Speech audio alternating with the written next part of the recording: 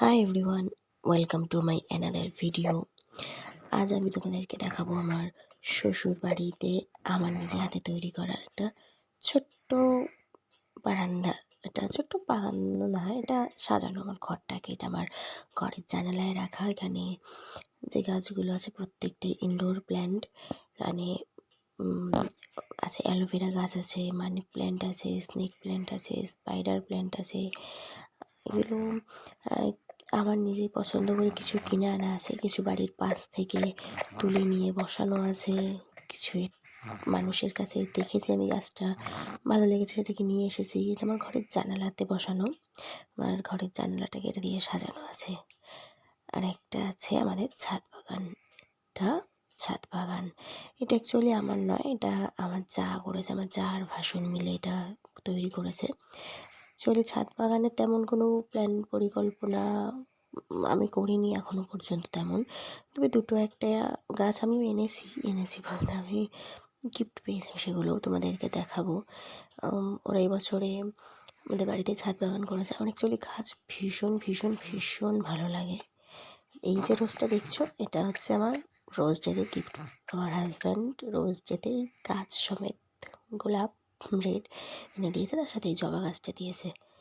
আর এই গাছগুলো রসুন আর পেঁয়াজ গাছ। আমি বসিয়েছিলাম, গাছগুলো খুব সুন্দর হয়েছিল। আর কিছুদিন ছাদে ওঠা হয়নি একটা বিশেষ কারণে।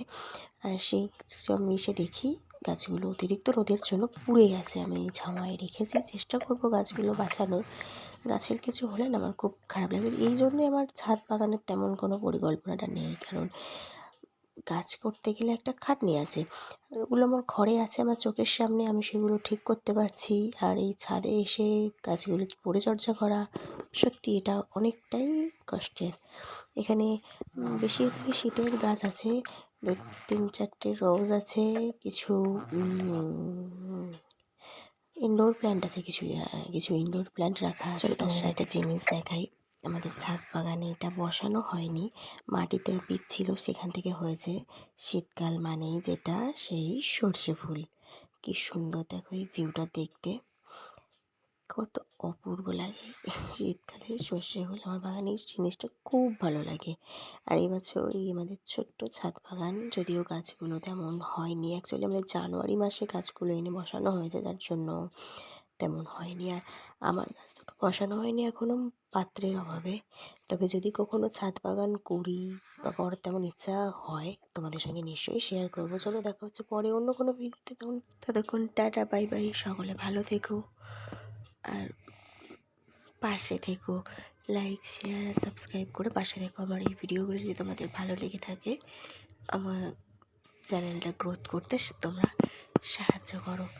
চলো দেখা হবে পরে অন্য কোনো ভিডিওতে। ততক্ষণ পর্যন্ত টাটা।